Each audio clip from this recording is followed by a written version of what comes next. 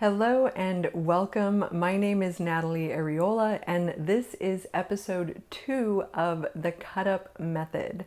So this is a series in which I will be utilizing the cut up technique, which was popularized by infamous author William S. Burroughs, to come up with ideas for new images. So last week we used text and we cut up a whole bunch of pieces of text, and then I shuffled them around in a bag and randomly picked them out and pasted them onto some construction paper to create a sort of weird, random, chaotic poem that I used as inspiration for my image. This week I am going to be using photographs. So I have some photographs that I printed a while back of all kinds of different stuff. So some of them are of some of my surrealist pieces from back in the day. Some of these are kind of old. And anyway, so I have a bunch of these, and I also have some portraits. So I have these portrait photographs that I printed, and these are just like really low quality prints. I got them done at Costco. So they're not like expensive prints or anything like that. I think 4x6s at Costco are very cheap, like a few, maybe like 20 cents or something like that. So what we're gonna do is we're gonna cut these up, and I'm going to try to have some sort of random way of rearranging them and hoping to come up with an image idea like that. I'm really not entirely certain how I'm gonna do this. It's a little bit sort of confusing to figure out exactly how to randomize something like that. But William S. Burroughs actually did use photograph collages as part of his cut-up technique, and he actually had a whole bunch of albums just full of these cut-ups of photographs that he had made. So this was definitely a part of what he did himself. So I'm just going to try to figure it out as I go along, and I'm going to begin by, I think on the surreal images like this, I'll probably cut out objects, so maybe like the roses or the typewriter in this image, if you can see what that looks like. And I have quite a few of the surreal images have sort of various objects in them, like this one has a fruit bowl. And there's also a cat, so I could maybe use that as well. And then I have some landscapes too, so I'm not really sure how those would factor into this. But again, this is something that I'm probably just kind of gonna figure out as I go along, and we'll see what happens. So let's go ahead and get started on cutting these up, and I will show you what I have done.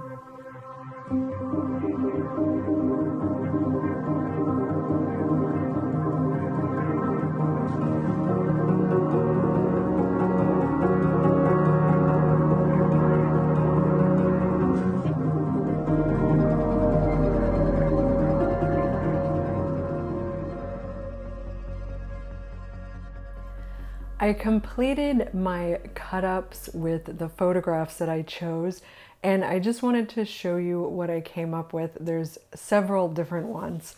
So I started out with this one, which is actually one single photograph that I cut up into some different size strips and then just kind of arranged on the paper in a way that I thought seemed interesting. So I'm going to hold it a little closer so hopefully you can get a slightly better look at that. And I liked the way that it drew attention to the model's chin and neck area in this part. And I just think this makes for kind of an interesting collage. So that was one that I did. This was not totally random. This was, like I said, I just took one photograph, cut it up, and then arranged the pieces however I thought was interesting. So another one that I did was this one. So this is, I kind of made a pop-up. So if you can see from the side that it's popping out from the paper, I just took some strips of the photograph and used these to pop it out.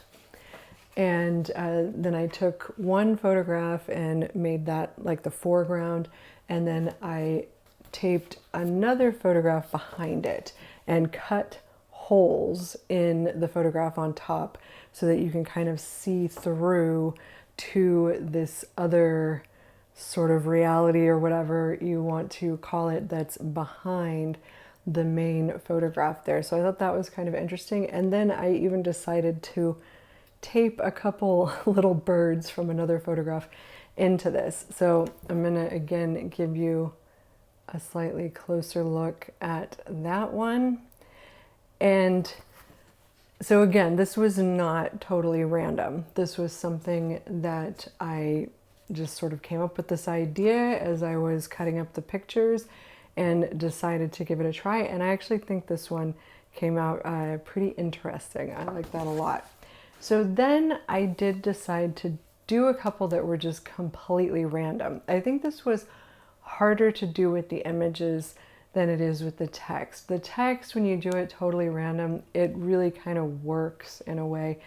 But the photographs, when you're cutting them up, they sort of need some kind of order. Otherwise, there's really not a whole lot that you get from it. So what we did was we took these 4x6 photographs and cut them up into 2-inch pieces, a whole bunch of them we cut up into 2-inch pieces, put them in a bag, mixed them around, and just pulled them out randomly. And as we pulled them out, we taped them in the order that they came out of the bag onto our paper. So hopefully you can see this.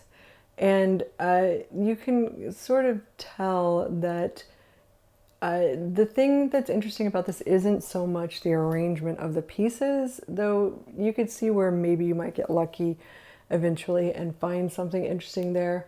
But what I found interesting about it was the way that cutting the photos up into these little random squares without thinking about it drew attention to these very specific details in the various images. And that to me was the most interesting part of this particular exercise.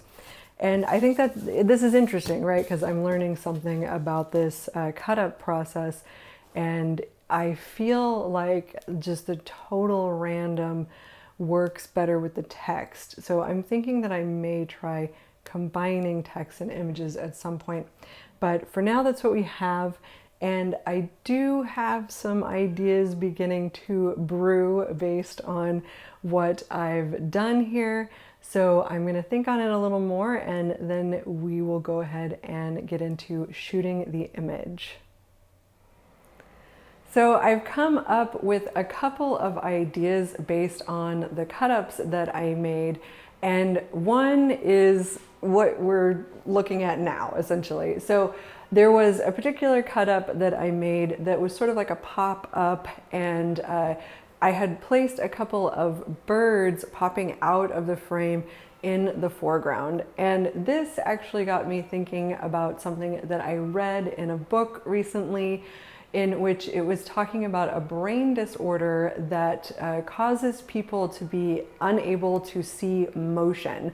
So they just see everything in these weird broken up still frame type fragments. And specifically the book used this metaphor of seeing birds in the sky like bullet holes.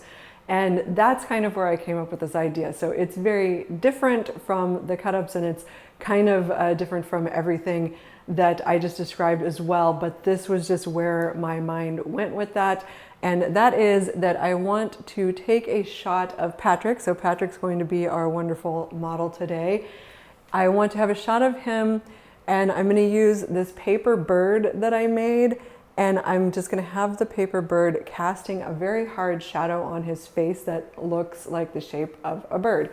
And then I'm planning to edit him into a different background that I already have, which is like an ocean scene. So it's just a very flat, calm ocean and some big sort of ominous clouds filling the frame from one side. And I'm going to edit him into that. So for the lighting setup, I need a really, really hard light for this in order to create that sharp shadow from our paper bird on his face. So I'm using my Godox lights like I always use. So I've just got one of those set up with just the reflector on it. So essentially it's almost like a bare bulb.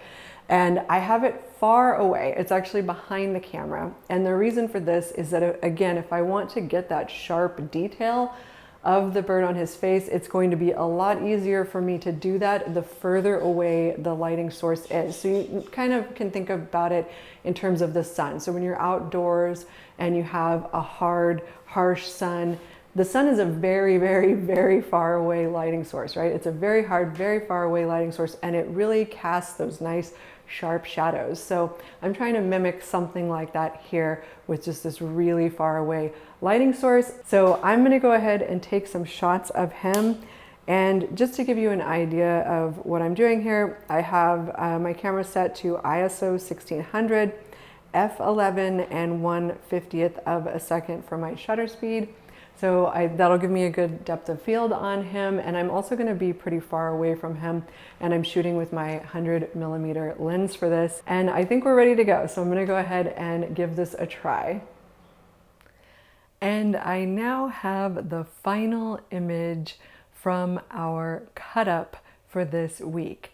So I am actually really, really happy with the way this image came out. I think it looks really cool, and it was an extremely simple edit. I really just had to cut Patrick out of the background that he was on and then just paste him into this other background, which is a shot that I took in Death Valley, and the lighting really matches perfectly on these, so everything really just fell into place. And the only serious editing that I had to do was to remove the wire that the bird was on and the shadow from that wire, and then just a little bit of color correction, and that's it. I think it looks great. And I think this is interesting because the image that I wound up with wasn't really directly inspired by the cut-ups that we did. And yet that whole process of doing the cut-ups allowed me to come to this idea simply by just getting the wheels turning and getting my mind working on these problems. And that's really what these exercises are all about. So I hope you enjoyed this episode. Be sure to subscribe to my channel so you won't miss out on future episodes, and I will see you next time.